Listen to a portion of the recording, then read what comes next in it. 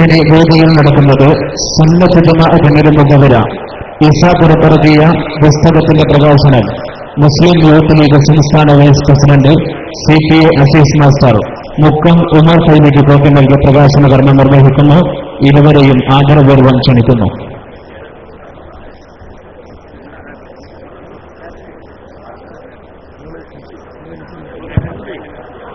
നമ്മുടെ രാജ്യം session moderation നടത്തി ഉസ്താദ് ഓണംപള്ളി മുഹമ്മദ് ഫൈലി സദസ്സിനെ അഭിമുഖീകരിക്കുന്നു. സാദരം ക്ഷണിക്കുന്നു. ഉസ്താദിന്റെ പ്രഭാഷണം കഴിഞ്ഞ ഉടനെ ഇശാ ജമാഅത്ത് ആരംഭിക്കുന്നതാണ്. അത് കഴിഞ്ഞ് ഭക്ഷണ വിതരണവും നടക്കും. അത് കഴിഞ്ഞതിന് ശേഷം മൗലിദ പാരായണവും ഉണ്ടാകും. അസ്സലാമു അലൈക്കും വറഹ്മത്തുള്ളാഹി വബറകാതുഹു.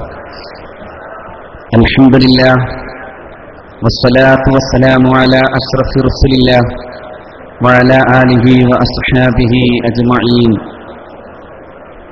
അഭിനന്ദരായ സമസ്ത കേരള ജംഇയ്യത്തുൽ ഉലമയുടെ പണ്ഡിത ശ്രേഷ്ഠർ, സ്നേഹധന്യരായ സഹോദരന്മാർ, വളരെ ദീർഘമായി ഈ സെഷൻ ഇങ്ങനെ നീണ്ടു പോവുകയാണ്. നമ്മുടെ രാജ്യം എന്ന വളരെ അർത്ഥവത്തായ ഒരു ചർച്ചയാണ് നമ്മൾ ഇതുവരെ നടത്തിക്കൊണ്ടേയിരിക്കുന്നത്. നമ്മുടെ രാജ്യം എന്ന ഈ സെഷൻ ഇന്ത്യ മഹാരാജ്യത്തിന്റെ ഈ പുതിയ കാലത്തിന്റെ കാലുഷ്യത്തിന്റെ മുമ്പിൽ വിശദമായ ചർച്ചകൾക്ക് വിധേയമാവുകയാണ്. ഞാനിവിടെ എൻ്റെ പ്രിയപ്പെട്ട സഹോദരന്മാരോട് സൂചിപ്പിക്കാൻ ആഗ്രഹിക്കുന്നത്, നമ്മുടെ രാജ്യം എന്നതിനെ സംബന്ധിയായി ചർച്ച ചെയ്യാനും മതതീവ്രവാദ വിരുദ്ധമായ ആശയങ്ങളെക്കുറിച്ച് ഇത്രമേൽ ശക്തമായി പറയാനും ആത്മാർത്ഥമായി കഴിയുന്ന ഒരു സംഘടന സമസ്ത കേരള ജംഇയ്യത്തുൽ ഉലമയാണ്. സമസ്തയ്ക്ക് ഈ വിഷയം ചർച്ച ചെയ്യുന്നിടത്തും മനസ്സാക്ഷി കുത്തില്ല. മറ്റു പലർക്കും അങ്ങനെ ആകണമെന്നില്ല. അവർ ഈ വിഷയങ്ങളെ ചർച്ച ചെയ്യുമ്പോൾ തന്നെ അവർക്കു തന്നെയും അവരുടെ മുൻകാല ചരിത്രങ്ങൾ ഓർക്കേണ്ടി വരികയും പേടിക്കേണ്ടി വരികയും ചെയ്യും. ഞാൻ സൂചിപ്പിക്കുന്നത് ഒരുപക്ഷെ JCB എന്ന് പോലും കേട്ടാൽ പേടിക്കുന്ന ആളുകളെയാണ്.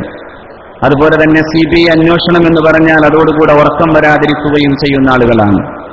അതുപോലെ ഹീറയിലേക്ക് പോകുമെന്ന് കേട്ടാൽ അതോടെ തങ്ങളുടെ എല്ലാ മതപരമായ പ്രശ്നങ്ങളും മാറ്റിവെച്ച് ഇന്ത്യ എന്ന് പറയുന്ന ജനാധിപത്യ സംവിധാനത്തിന്റെ പാർലമെന്ററി വ്യവസ്ഥിതിയുടെ കൂടെ നിൽക്കാം ഞങ്ങൾ എന്ന് തോറ്റു പറയുന്ന ആളുകളെ കുറിച്ചാണ്.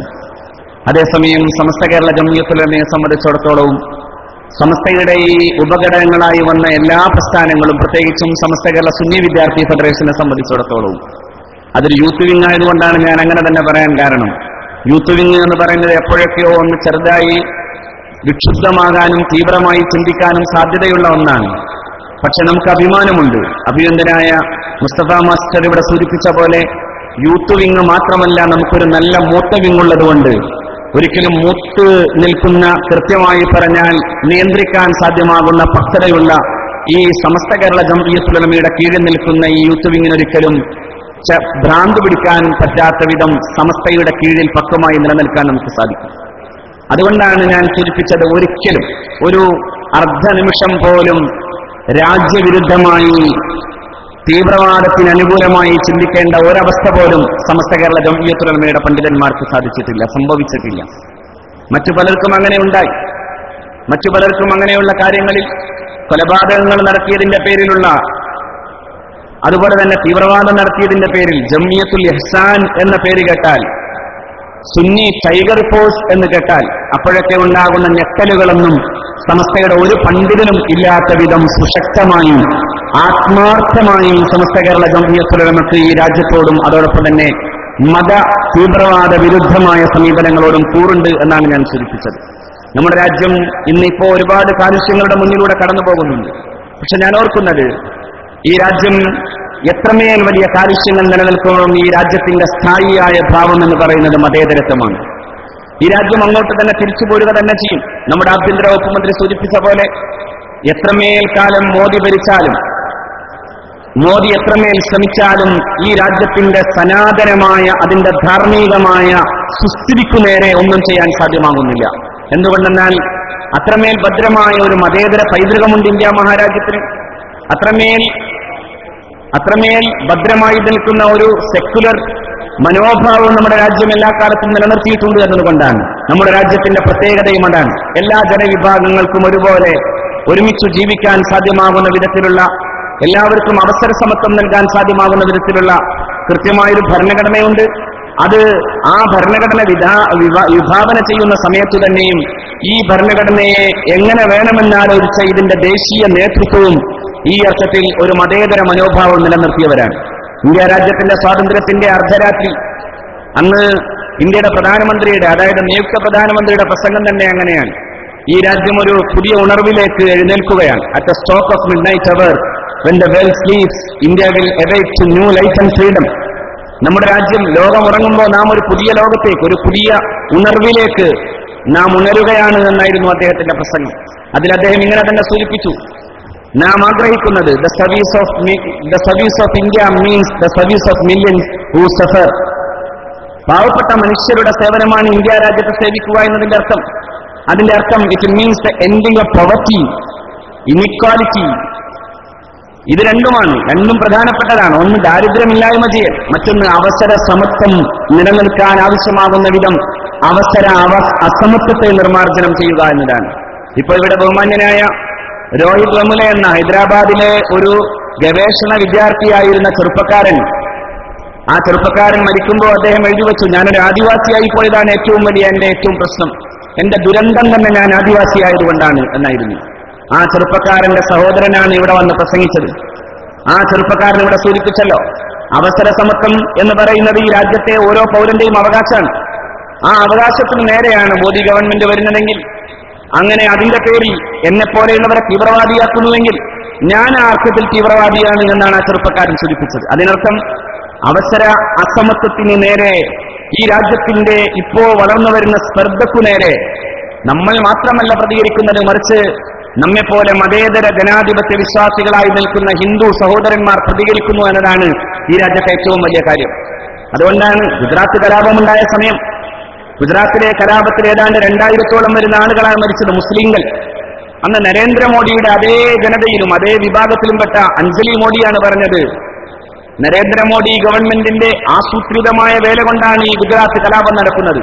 അഞ്ജലി മോദി അന്ന് ദി ഹിന്ദു പത്രത്തിൽ എഴുതി, ഇറ്റ് ഈസ് നോട്ട് റയറ്റ്, ഇതൊരു കലാപല്ല, മറിച്ച് ഇത് സ്റ്റേറ്റ് സ്പോൺസേഡ് ടെററിസമാണ്, ഭരണകൂടത്തിന്റെ ആസൂത്രിതമായ പിന്തുണയോടുകൂടെ നടക്കുന്ന ഒരു വംശഹത്യയാണ്. A genocide in the land of Gandhi, ഗാന്ധിയുടെ നാട്ടിൽ നടക്കുന്ന ഏറ്റവും വലിയ കൂട്ടഹത്യ എന്നായിരുന്നു 2000-ലെ ഈ മഹാകൂട്ടക്കൊലെ. പക്ഷെ നമ്മുടെ നാട്ടിലെ ഒരു വലിയ വിദ്വാൻ പറഞ്ഞത് ഗുജറാത്തിനെ കുറിച്ച് ചോദിച്ചപ്പോഴാണ്, എന്ത് ഗുജറാത്ത്, ഞാനറിയില്ല, ഗുജറാത്ത് കലാപമോ അതും എനിക്കറിയില്ല, മോദി എന്ന് പറഞ്ഞാൽ വികസനം കൊണ്ടുവരുന്ന ഒരു മഹാനാണ് എന്നായിരുന്നു. ഇന്ത്യയിലെ ജനാധിപത്യ വിശ്വാസികൾ മുഴുവനും ഭയന്നു നിൽക്കുന്ന ഒരു ഘട്ടമാണ്. ഇന്ത്യ മഹാരാജ്യത്തെ ഈ ഫാസിസം അധികാരത്തിൽ വന്നുണ്ടാകാൻ പോകുന്ന കാലുഷ്യങ്ങളെക്കുറിച്ച് ആലോചിച്ചതിന്റെ മുമ്പിൽ, ഒരു വലിയ തെരഞ്ഞെടുപ്പ് നേരിടുന്നതിന്റെ മുമ്പിലാണ് പത്രക്കാർ ചോദിക്കുന്നത്, മോദിയെക്കുറിച്ച് അങ്ങോട്ട് പറയുന്നു. അപ്പോഴാണ് കാന്തപുരം പറയുന്നത്, മോദി നല്ല മനുഷ്യനാണ്. അല്ലെങ്കിലും അത്തരം ആളുകൾക്ക് ഏറ്റവും നല്ല സർട്ടിഫിക്കറ്റ് കിട്ടിയിട്ടുള്ളത് മുഴുവനും കാന്തപുരം കൂടാരത്തിൽ നിന്ന് മാത്രമാണ്. അത് ഇനിയും തുടർന്നേക്കാം. പക്ഷേ ഞങ്ങൾ ഒരുമിച്ച് പറയുന്നു, സമസ്ത കേരള ജംഇയ്യത്തുൽ ഉലമ 1000 മോദി വന്നാലും അത്തരം മോദിമാർക്ക് പിന്തുണ സമസ്തക്കോ സമസ്തയുടെ ഉപസംഘടനകൾക്കോ സാധ്യമല്ല. കാരണം ഞങ്ങൾക്ക് ആർജവമുണ്ട്, ആണത്വമുണ്ട്, തന്റേടമുണ്ട് ഈ രാജ്യത്തിന്റെ ജനാധിപത്യത്തെ കുറിച്ച് പറയാൻ. നമുക്കാരെയും പേടിക്കേണ്ടതില്ല. ഭരണകൂടങ്ങൾ മാറി മാറി വരുമ്പോൾ പേടിക്കേണ്ടി വരുന്നത് എപ്പോഴാ? മടിയിൽ കാശുള്ളവരല്ലേ പേടിക്കേണ്ടി വരുള്ളൂ എന്ന് പറഞ്ഞാൽ കേസുള്ളവരല്ലേ പേടിക്കേണ്ടി വരുള്ളൂ. നമുക്ക് കേസില്ല.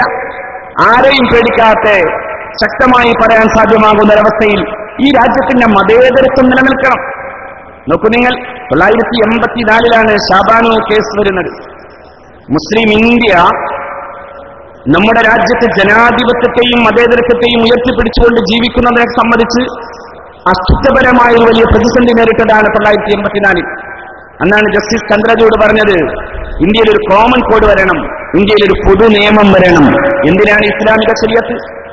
അങ്ങനെ ശരീഅത്തിന്റെ ആവശ്യമില്ല. 1937 ബ്രിട്ടീഷ് ഇന്ത്യയുടെ കാലത്ത് നടപ്പിലാക്കപ്പെട്ട, പിന്നീട് ഇന്ത്യയിൽ ഒരു കോൺസ്റ്റിറ്റ്യൂഷൻ വന്നപ്പോ, ഇന്ത്യയിൽ ഒരു ഭരണഘടന വന്നപ്പോ, ആ ഭരണഘടനാനുസൃതമായി മുസ്ലിങ്ങൾക്ക് ആവശ്യമാകുന്ന അവന്റെ മതപരവും ആചാരപരവും അനുഷ്ഠാനപരവുമായ കാര്യങ്ങളിൽ, അവന്റെ വ്യക്തി നിയമത്തിന്റെ കാര്യത്തിൽ കൃത്യമായ സ്വാതന്ത്ര്യം നമുക്കുണ്ട്, ഇപ്പോഴുമുണ്ട്, അന്നും ഉണ്ടായിരുന്നു. അന്നത്തെ അവസ്ഥയിലാണ്. നമ്മളെ സംബന്ധിച്ചിടത്തോളം നമുക്കൊരു വ്യക്തിപരമായ വിഷയമുണ്ടെങ്കിൽ ആ വിഷയത്തെ ചർച്ച ചെയ്യാൻ വേണ്ടി കോടതിയിൽ പോകാം, ഷാഫി മദ്ഹബ് കയ്യിൽ പിടിച്ചു തന്നെ പോകാം.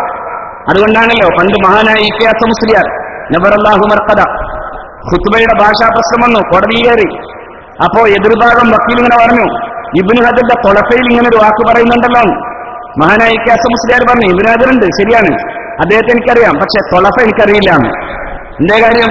തുഹ്ഫത്തുൽ മുഹ്താജ്, അത് ഇംഗ്ലീഷിൽ വക്കീൽ പറഞ്ഞപ്പോഴാണ് തൊളഫയായിപ്പോയത്. ഞാൻ പറയാമെന്നത്, മദ്ഹബുകളുടെ അടിസ്ഥാനത്തിൽ ഇന്ത്യയുടെ ഏത് കോടതിയിലും വ്യക്തിനിഷ്ഠമായ വിഷയങ്ങളിൽ കാര്യങ്ങൾ പറയാനുള്ള സ്വാതന്ത്ര്യമാണ് 937 ശരീഅത്ത് ആക്ട് പ്രകാരം മുസ്ലിങ്ങൾക്ക് സംലബ്ധമായത്.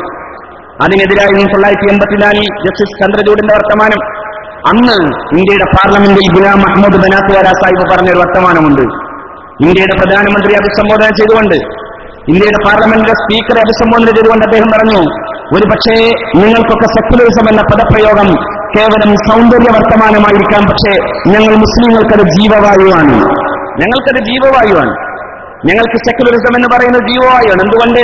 ഇന്ത്യയിലെ മുസ്ലിങ്ങൾക്ക് അവന്റെ മതമനുസരിച്ച്, മത ആചാരങ്ങൾ അനുസരിച്ച്, മതവിശ്വാസത്തെ നിലനിർത്തി മുന്നോട്ട് പോകാൻ സാധ്യമാകുന്ന വിധത്തിൽ ഒരു ഭരണഘടനയാണ്, ഒരു സെക്യുലർ ഭരണഘടനയാണ് ഇന്ത്യ മഹാരാജ്യത്തുള്ളത്. ഇന്ന് പോലും അത് ചോദ്യം ചെയ്യപ്പെടാൻ ആർട്ടിക്കിൾ 44 പ്രകാരമുള്ള ഡയറക്ടീവ് പ്രിൻസിപ്പിൾസ് എന്ന് പറയുന്ന നിർദ്ദേശക തത്വങ്ങളുടെ ഭാഗമായി നിലനിൽക്കുന്ന കുറെ കാര്യങ്ങൾ പറഞ്ഞ കൂട്ടത്തിൽ തന്നെ ഇന്ത്യയുടെ ഭരണഘടന പറയുന്നുണ്ട്, shall under the uniform civil code. ഒരു യൂണിഫോം സിവിൽ കോഡ് കൊണ്ടുവരാം സ്റ്റേറ്റ് എന്ന് പറയുന്നിടത്ത് അത് വെച്ചിട്ടാണ് BJP ഗവൺമെന്റ് പറയുന്നു നമുക്കത് ചെയ്യണം. പണ്ട് ഇതുപോലെ ഷാബാനു കേസുണ്ടായപ്പോഴും ഇതുപോലെ തന്നെ ഉണ്ടായി. അന്നാണ് ഇന്ത്യയിലെ മതവിശ്വാസികളുടെ ഭാഗത്തു നിന്ന് പാർട്ടികൾ തന്നെ രണ്ടായി മാറി. ഇന്ത്യൻ നാഷണൽ കോൺഗ്രസിൽ തന്നെ ഉണ്ടായിരുന്നു ശരീഅത്ത് വിരുദ്ധരും ശരീഅത്ത് അനുകൂലികളും. ബഹുമാനനായ സിയാഉർ റഹ്മാൻ അൻസാരി സാഹിബ്, അദ്ദേഹം ശരീഅത്തിന് അനുകൂലമായി ഇന്ത്യയിൽ ആകെ നടന്ന് പ്രസംഗിച്ചു. അതേസമയം അന്ന് ദേശീയ ഗവൺമെന്റിൽ ഉണ്ടായിരുന്ന ആരിഫ് മുഹമ്മദ് ഖാൻ, അദ്ദേഹം ഇന്ത്യയിലെ മുസ്ലിങ്ങൾക്കെതിരായി ശരീഅത്ത് വിരുദ്ധ പക്ഷത്തു നിന്നു. ആരിഫ് മുഹമ്മദ് ഖാന്റെ അതേ വേവ് ലെങ്ത്തിൽ കേരളത്തിലെ ഒരു നേതാവിനെ വായിക്കാനാകും. ഞാനിപ്പോ ഏതായാലും പരാമർശിക്കുന്നില്ല. പക്ഷെ അദ്ദേഹവും ശരീഅത്ത് വിരുദ്ധ പക്ഷത്ത് നിന്നിരുന്നു. അദ്ദേഹം അങ്ങനെ ആ പക്ഷത്ത് നിന്നിരുന്നു. അതോടൊപ്പം തന്നെ സംഘപരിവാർ നിന്നിരുന്നു. സംഘപരിവാർ പറഞ്ഞു, ഇന്ത്യയിൽ മുസ്ലിങ്ങൾക്ക് അങ്ങനെ ഒരു കോമൺ കോഡ് നിലനിൽക്കുന്ന അവസ്ഥ വരണം, അല്ലാതെ മുസ്ലിങ്ങൾക്ക് വേണ്ടി വ്യക്തി നിയമം എന്ന് പറയുന്നത് ഇനി തുടരാൻ സാധ്യമല്ല.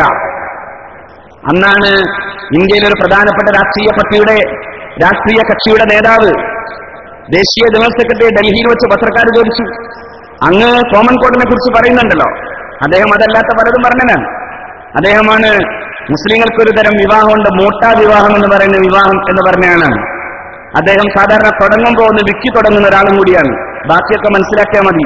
ആ ദേശീയ ജനറൽ സെക്രട്ടറിയോടാണ് ചോദ്യം, നിങ്ങൾ ഉദ്ദേശിക്കുന്ന കോഡ് ഏതാ? അദ്ദേഹം പറഞ്ഞ കോഡ് ഇതാണ്, ഞാൻ ഉദ്ദേശിച്ച ഒരു ഹിന്ദു കോഡ് വരണം എന്നായിരുന്നു. സുബ്ഹാനല്ലാഹ്, നമ്മൾ ആലോചിച്ച് നോക്കണം. അങ്ങനെ ഒരു ഹിന്ദു കോഡ് വന്നാൽ ദാമ്പത്യ വിഷയങ്ങളിൽ, അനന്തരാവകാശ സ്വത്ത് നിയമങ്ങളുടെ ഭാഗിക്കലിൽ മുസ്ലിങ്ങളെ സംബന്ധിച്ചിടത്തോളം ഈ ഹിന്ദു കോഡ് അനുസരിച്ച് പോകേണ്ടി വരും. നമ്മൾ വിവാഹം ചെയ്യാൻ നേരത്ത് അങ്കാത്തുക്ക ബിന്ദി ഡാഷ് ഡാഷ് എന്ന് പറയാൻ കഴിയില്ല. അങ്ങനെ പറഞ്ഞാൽ പിന്നെ കോടതി കയറേണ്ടി വരും, മറിച്ചത് ചെയ്യേണ്ടി വരും. നമ്മളൊരു നിലവിളക്കിന്റെ മുമ്പിൽ ഒന്നിങ്ങനെ കറങ്ങി ഒരു മാല കയ്യിലും പിടിച്ച് മറ്റേയാളുടെ കഴുത്തിലേക്ക് ഇട്ടുകൊടുക്കേണ്ടി വരുന്ന അവസ്ഥയുണ്ടാകും. അതാണ് ഹിന്ദു കോഡ്. ഹിന്ദു വിവാഹ നിയമപ്രകാരം ഇരിക്കേണ്ടി വരും. ഹിന്ദു അനന്തരാവകാശ നിയമപ്രകാരം മരിച്ചുപോയ പിതാവിന്റെ സ്വത്തുക്കൾ വീതിക്കേണ്ടി വരും. ഈ വലിയ പ്രശ്നത്തിന്റെ മുമ്പിലാണ് സമസ്ത കേരള ജംഇയ്യത്തുൽ ഉലമ സമുദായം ഒന്നടങ്കം ഒരുമിച്ച് നിൽക്കണമെന്ന് 1984 ആവശ്യപ്പെട്ടത്. ആ വലിയ പ്രശ്നത്തിന്റെ മുമ്പിലാണ്, സമുദായത്തിന്റെയും വിശ്വാസത്തിന്റെയും മതത്തിന്റെയും ആത്മീകമായ വലിയ പ്രശ്നത്തിന്റെ മുമ്പിൽ നിൽക്കുമ്പോ ഈ സുന്നത്ത് ജമാഅത്ത് മനസ്സിലായിട്ടില്ല ശംസുൽ ഉലമക്കെന്ന് പറഞ്ഞ് ഒരുപക്ഷം ആളുകൾ ഇറങ്ങിപ്പോയത്, കേവലം 6 പേർ സമസ്ത കേരള ജംഇയ്യത്തുൽ ഉലമ ഇറങ്ങിപ്പോയത്. ഇന്ന് അവരോട് ചോദിക്കട്ടെ, നിങ്ങൾക്ക് സുന്നി പറയാനുള്ള അധികാരം? ഇന്ന് സുന്നി പറയാൻ പോയിട്ട് ഇന്ന് മുസ്ലിം ജമാഅത്ത് പറഞ്ഞ് നടക്കാൻ ഒരു ജമാഅത്തിന് കിട്ടില്ല. ഈ 90ാം വാർഷിക മഹാസമ്മേളനത്തോടുകൂടെ എന്തെങ്കിലും പേര് നിങ്ങൾക്കുണ്ടായിരുന്ന തെക്കൻ ജില്ലയിലെ മുഴുവൻ പേരും പിഴുതെറിയപ്പെട്ട് കേരളമാകെ സമസ്ത മാത്രമാകുന്ന ഒരു ഘട്ടം വരാൻ പോകാൻ. ഒരല്പം എന്തൊക്കെ ഇതിന് നടന്നിരുന്നു, അതൊക്കെ പോയി, അതൊക്കെ പോവാൻ പോവാണ്. ഇവിടെയുള്ള മുഴുവൻ ആളുകളും ഓരോ മഹല്ലും വന്നിട്ട് പറയാണ് ഞങ്ങൾക്ക് സമസ്ത മതി. മഹാനായ ആലിക്കുട്ടി ഉസ്താദിന്റെ യാത്ര നടന്നപ്പോൾ ഞാൻ അത്ഭുതത്തോടെ കണ്ടത് എറണാകുളം ജില്ലയിൽ 2000-ലപ്പുറം പിന്നെ വീടുകളുള്ള ഒരു വലിയ മഹല്ലുണ്ട് മുടിക്കൽ. ബഹുമാന്യനായ മാധവൻ അബൂബക്കർ മുസ്ലിയാർ അന്തവിശ്രമം കൊള്ളുന്ന ആ വലിയ മഹല്ലിലേക്കാണ് ബഹുമാന്യനായ ഉസ്താദിനെ ആ പള്ളിയിലേക്ക് സ്വീകരിച്ചാ കൊണ്ടുപോയത്. ഇപ്പോഴും ഉസ്താദിനോട് പറയുന്നു വരണമെന്ന്. അതെ, ഓരോ മഹല്ലും സമസ്ത കേരള ജംഇയ്യത്തുൽ ഉലമയെ തിരിച്ചറിഞ്ഞു കഴിഞ്ഞു. സമസ്തയുടെ വസ്തുതയെ, സമസ്തയുടെ നന്മയെ, സമസ്തയുടെ ശുദ്ധിയെ മനസ്സിലാക്കി. ആ ശുദ്ധി കേരളത്തിന്റെ പൊതുസമൂഹവും മനസ്സിലാക്കി കഴിഞ്ഞു. നമുക്ക് എപ്പോഴും പറയാനാവും, ഇന്ത്യ മഹാരാജ്യത്ത് മതേതര പൈതൃകത്തോടെ ജീവിക്കാൻ സാധ്യമാകുന്ന ഒരു സംഘടനയാണ് സമസ്തയും സമസ്ത കേരള ജംഇയ്യത്തുൽ ഉലമയുടെ പോഷക സംഘടനകളും.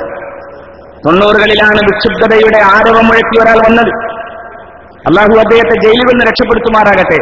പക്ഷെ ആരവം മുഴക്കിയപ്പോഴാണ് സമസ്ത കേരള സുന്നി വിദ്യാർത്ഥി ഫെഡറേഷൻ പറഞ്ഞു ISS അല്ല വേണ്ടത്, IAS ആണ് വേണ്ടത് എന്ന്.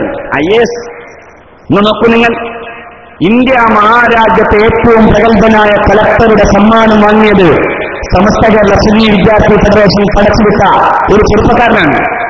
ആ ചെറുപ്പക്കാരന് കിട്ടി ഇന്ത്യയിലെ ഏറ്റവും പ്രഗത്ഭനായ കളക്ടർ. 3 കളക്ടർമാർ, 3 IASകാർ ഇന്ന് സമസ്തയുടെ SKSFന്റെ സ്വന്തമാണ്. സമസ്തയുടെ വികാരത്തിന്റെ ഒപ്പം നിൽക്കുന്നു, സമസ്തയുടെ സ്പന്ദനങ്ങൾക്കൊപ്പം നിൽക്കുന്നു.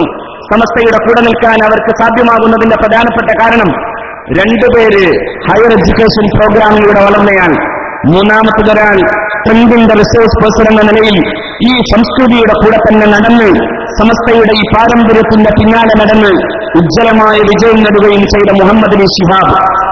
നോക്കൂ നിങ്ങൾ, അന്ന് ഞങ്ങൾ പറഞ്ഞു തരാൻ ഇവിടെ ISS അല്ല ആവശ്യം, IAS ആണ്. എന്തുകൊണ്ട് IAS?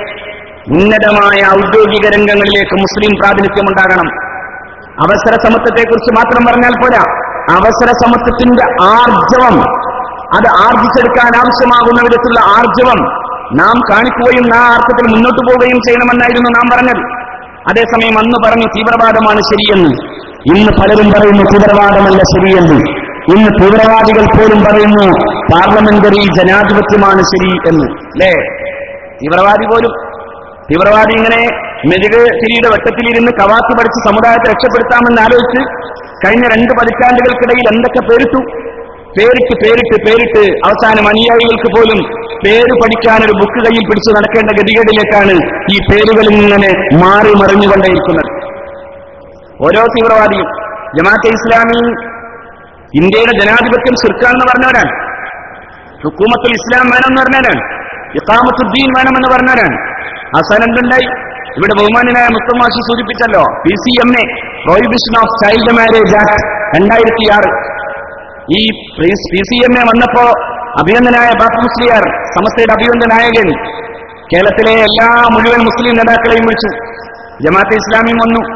അവിടെ നിന്ന് പറഞ്ഞു ഞങ്ങൾ PCMAയുടെ കൂടെ അല്ല സമസ്തയുടെ കൂടെ ഉണ്ടാവും. അത് കഴിഞ്ഞ് ജമാഅത്തെ ഇസ്ലാമിയുടെ സെക്രട്ടറി ഒരു പ്രമുഖ ചാനൽ, അവരുടെ തന്നെ ചാനലിൽ ഞങ്ങൾ ഒരുമിച്ച് ചർച്ച ചെയ്യുമ്പോഴാണ് അദ്ദേഹം പറഞ്ഞു ഇന്ത്യയുടെ ജനാധിപത്യ മതേതര വ്യവസ്ഥിതിയുടെ ഭാഗമായി ഇന്ത്യയുടെ പാർലമെന്ററി വ്യവസ്ഥിതിയുടെ കൂടെ നിൽക്കണ്ടേ നാം? ഞാൻ ചോദിച്ചു, അല്ല ഈ പാർലമെന്റ് എന്നുണ്ടായതാണ്? 947 ശേഷം. നിങ്ങൾ എപ്പോ മുതലാണ് പാർലമെന്റിനെ കുറിച്ച് പറഞ്ഞു തുടങ്ങിയത്? ജനാധിപത്യത്തെ കുറിച്ച് പറഞ്ഞു തുടങ്ങിയത്? 90 കൊല്ലമായി സമസ്ത കേരള ജംഇയ്യത്തുൽ ഉലമ നിലനിൽക്കുന്നു. ഒരു നിമിഷം പോലും അത് അന്ന് പറഞ്ഞത് മാറ്റി പറയേണ്ട ഗതികേട് സമസ്ത കേരള ജംഇയ്യത്തുൽ ഉലമക്ക് ഉണ്ടായിട്ടില്ല. എന്തുകൊണ്ടെന്നാൽ ഇത് മഹാരഥന്മാരുടെ വഴി തന്നെ അതിന്റെ പാരമ്പര്യത്തിലൂടെ വന്നതാണ്. അതേസമയം ജമാഅത്തെ ഇസ്ലാമി മാറ്റി പറഞ്ഞു. ജമാഅത്തിന്റെ പോളിസിയായിരുന്നു ജനാധിപത്യ വിരുദ്ധത, ജമാഅത്തിന്റെ പോളിസിയായിരുന്നു മതേതരത്വ വിരുദ്ധത. ആ മതേതരത്വ വിരുദ്ധതയെ മാറ്റി പറയേണ്ടി വന്നു. അതിന്റെ ബൈ പ്രൊഡക്റ്റാണ് സിമി, അതിന്റെ ബൈ പ്രൊഡക്റ്റാണ് NDF. ആ NDF ഒരു കാലത്ത് പറഞ്ഞിരുന്ന തീവ്രവാദത്തെ അതീവ ശക്തമായി നിലനിർത്തുമ്പോഴും പുറത്തിങ്ങനെ പറയുന്നു ഞങ്ങൾ ജനാധിപത്യത്തിന്റെ കാവലാളുകളാണ്. നിങ്ങൾ കാവലാളുകളായ വലിയ ഗതികേടുണ്ടാകുമെന്ന് ഞങ്ങൾക്കറിയാം. പക്ഷെ ഒന്നുണ്ട്, അങ്ങനെ മാറ്റിപ്പറയേണ്ടി വരുന്ന വിധം, വസ്തുതകളെ മാറ്റിപ്പറയേണ്ടി വരുന്ന വിധത്തിലുള്ള ഗതികേട് നിങ്ങൾക്ക് സംഭവിച്ചതിന്റെ പ്രധാന കാരണം എന്താ? 90 കൊല്ലമായി സമസ്ത പറഞ്ഞുകൊണ്ടേയിരിക്കുന്നു ഈ രാജ്യത്തിന്റെ ബഹുസ്വരതയുടെ കൂടെ നിൽക്കണം. എന്തുകൊണ്ടാണ് പറയേണ്ടി വരുന്നത്? ഈ രാജ്യത്തിന്റെ ബഹുസ്വരതയെക്കുറിച്ച് ഏറ്റവും ശക്തമായി അറിയുന്ന ഒരു ജനവിഭാഗമാണ് സമസ്ത. മഖ്ദൂമിങ്ങൾക്ക് വേണ്ടി, ഖാലിമാർക്ക് വേണ്ടി ആവശ്യമാകുന്ന എല്ലാ സൗകര്യങ്ങളും ചെയ്തു കൊടുത്ത സാമൂതിരി രാജാക്കന്മാർ. ഖാലിമാർക്ക് ശമ്പളം കൊടുത്തിരുന്നു സാമൂതിരി രാജാക്കന്മാരെന്ന് പറയുന്നത് ഖുഫത്തുൽ മുജാഹിദീനാണ്. ഖുഫത്തുൽ മുജാഹിദീൻ. അതുകൊണ്ടാണ് ആ സാമൂതിരി രാജാക്കന്മാരുടെ അവരുടെ സംരക്ഷണത്തിന് വേണ്ടി മലബാറിലേക്ക് കടന്നുവന്ന് ഏറ്റവും ആദ്യത്തെ അധിനിവേശത്തിനെതിരായി അതീവ ശക്തമായ പോരാട്ടം നടത്താൻ മഹാരഥന്മാരായ മഖ്ദൂമികൾ, മഹാരഥന്മാരായ മുസ്ലിം പണ്ഡിതന്മാർ അവരുടെ ജനതയെ പ്രേരിപ്പിച്ചതും പ്രോത്സാഹിപ്പിച്ചതും. അവരോരോരുത്തരും അത് തന്നെ പറഞ്ഞു നടന്നു. ഈ സാമൂതിരിയോടൊപ്പം തന്നെ നിന്നു. അതിനുശേഷം ബ്രിട്ടീഷുകാരൻ വന്നു. അപ്പോഴും നിന്നു. ഈ രാജ്യം എന്ന് പറയുന്നതിനെ നിലനിർത്താൻ ആവശ്യമാകുന്ന വിധം ഇന്ത്യ മഹാരാജ്യത്തെ മുസ്ലിങ്ങളുടെ ഇന്നലകൾ അങ്ങനെ തന്നെയാണ്. ബഹദൂർ ഷാ സഫർ ഇന്ത്യയിലെ ഒന്നാമത്തെ സ്വാതന്ത്ര്യ സമര പോരാട്ടത്തിന്റെ നേതാവാണ്. പക്ഷെ ബഹദൂർ ഷാ സഫർ അദ്ദേഹത്തെ റംഗൂണിലേക്ക് കൊണ്ടുപോകുമ്പോൾ അദ്ദേഹത്തിന്റെ കയ്യിലുണ്ടായിരുന്നു ഒരു സഞ്ചി. ആ സഞ്ചിയിൽ അദ്ദേഹം ഭദ്രമായി തന്റെ നെഞ്ചോട് അടുക്കി പിടിച്ചിരുന്ന സഞ്ചി ബ്രിട്ടീഷ് ഉദ്യോഗസ്ഥന്മാരും സൈനിക ഓഫീസർമാരും ചോദിച്ചു. പക്ഷെ അദ്ദേഹം അത് കൊടുത്തില്ല. ഒടുക്കം അദ്ദേഹത്തിന്റെ റംഗൂൺ ജയിലിൽ കിടന്ന് അദ്ദേഹം മരിച്ചപ്പോ അദ്ദേഹത്തിന്റെ അചേതനമായ ശരീരത്തിൽ നിന്ന് ഈ സഞ്ചിയെടുത്ത ബ്രിട്ടീഷ് ഉദ്യോഗസ്ഥന്മാർക്ക് കാണാൻ സാധിച്ച ഒന്നുണ്ട്. ആ സഞ്ചിയിൽ അല്പം മണ്ണായിരുന്നു. ആ മണ്ണിന്റെ മുകളിൽ ഒരു ചെറിയ വസിയ്യത്തായിരുന്നു ഒരു കടലാസിൽ. ഇതെന്റെ രാജ്യത്തിന്റെ മണ്ണ്, ഞാൻ എവിടെ മരിച്ചാലും എന്റെ രാജ്യത്തിന്റെ മണ്ണായിരിക്കണം എന്റെ ഖബറിൽ ആദ്യമായി പിടിമണ്ണായി ഇടേണ്ടത് എന്ന് എഴുതി വെച്ചു ബഹദൂർ ഷാ സഫർ. ഇത് ഇന്ത്യ രാജ്യത്തെ മുസ്ലിങ്ങളുടെ പാരമ്പര്യമാണ്. ആ പാരമ്പര്യവും പൈതൃകവും അതേപടി നിലനിർത്തി ഒരു ബഹുസ്വരതയെ അംഗീകരിച്ചുകൊണ്ട് സഹിഷ്ണുതയോടുകൂടെ മുന്നോട്ടു പോകുന്ന ആ അർത്ഥത്തിൽ വിപുലമായ ഒരു രാജ്യത്തെ ആ നിലയിൽ കാണുന്ന ഒരു സംഘടനയാണ്, ഒരു സംഘബോധമാണ് സമസ്ത കേരള ജംഇയ്യത്തുൽ ഉലമ എന്ന് സൂചിപ്പിച്ച് ഞാൻ അവസാനിപ്പിക്കുന്നു. അസ്സലാമു അലൈക്കും വറഹ്മത്തുള്ളാഹി വബറകാതുഹു. അടുത്തതായി കൃതജ്ഞത പ്രഭാഷണമാണ്. അതിനുശേഷം നന്ദി പ്രഭാഷണത്തിന് ശേഷം ഇൻഷാ അല്ലാഹ് ഈ വേദിയിൽ ഷെയ്ഖ് റിഫായി റളിയല്ലാഹു അൻഹുവിന്റെ പേരിലുള്ള മൗലിദ് സദസ്സ് ഉണ്ടായിരിക്കുന്നതാണ്. സമസ്തയുടെ